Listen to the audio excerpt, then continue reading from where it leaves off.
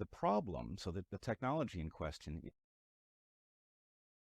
a transfection platform, which was wrongly in this case called a vaccine. And it is ingenious. It solves a really important problem from gene therapy, which is oftentimes you want to get the body to do something. Let's say that you are missing a functional copy of a gene that produces some product like insulin that you need. Well, you can take insulin, or it would be great if we could convince your body to produce the product itself like a healthy person does. Very hard to do that, though, because the body is composed in adult humans 30 trillion cells or so. So how do you get cells to take up the message and produce enough of the product to matter? Well, the mRNA technology allows you to induce cells to take up an mRNA message, which they will then automatically transcribe. And it does this by encapsulating these messages in lipid nanoparticle. Lipid just means fat. And you may remember from basic chemistry, like attracts like dissolves like. And so these fats get taken up by cells very regularly for simple chemical reasons. And then the message gets transcribed, and voila, you've gotten cells to produce something that they didn't know how to produce in the first place.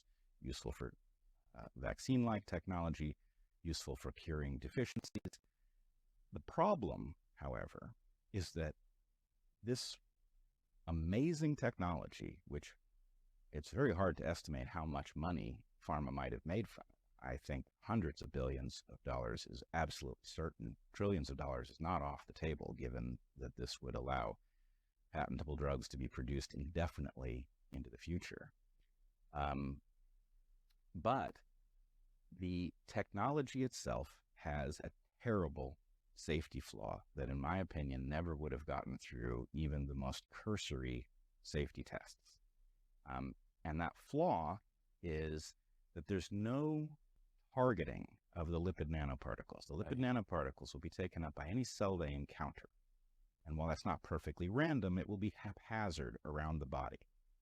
Now, if they were limited, if they simply stayed in the injection site, as we were told when the vaccine rollout began, the vaccines, the so-called vaccines, stay in the injection site, well, then the cells that took up these messages would be in your deltoid, and what happens next wouldn't be terribly serious. The problem is we learned very quickly and that they weren't going to stay in the deltoid. All of anything you inject in that space is going to leak out, and it's going to circulate around the body. And here's the problem. Now, forgive me, this is a little bit technical, I know that, but it involves understanding how immunity naturally develops.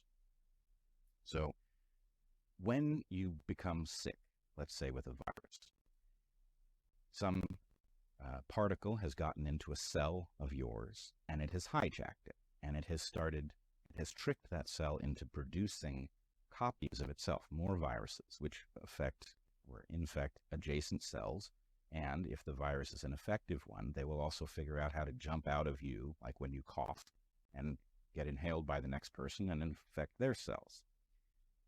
The body's response to seeing a cell of yours, which it recognizes as yours, that is producing an antigen, that is to say a protein that it doesn't recognize, is to assume that that cell is virally infected. Yes. And to destroy it.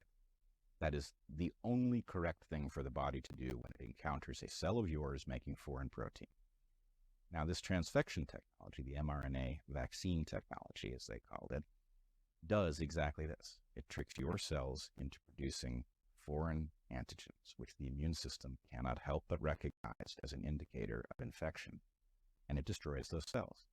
If those cells are in the muscle in your arm, not a huge deal. It's not good for you. You get a sore arm. You get a sore arm, presumably we might be able to measure a decrease in your strength, but it's not going to shorten your life.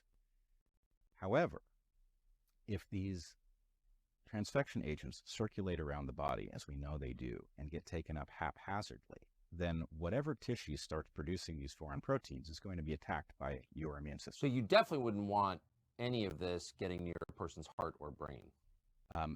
Definitely not. And very bad if it happens in your brain. It's particularly critical if it happens in your heart, because your heart, for reasons we can go into if you want, has an incredibly low capacity for repair.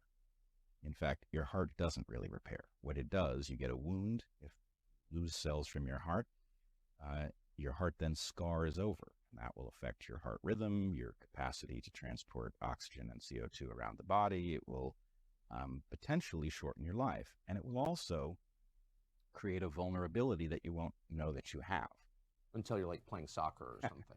Exactly. So if you imagine somebody has received one of these transfection shots, and especially in the unfortunate case where it has been injected intravenously, which isn't supposed to happen, but the instructions on this shot were not to aspirate the needle.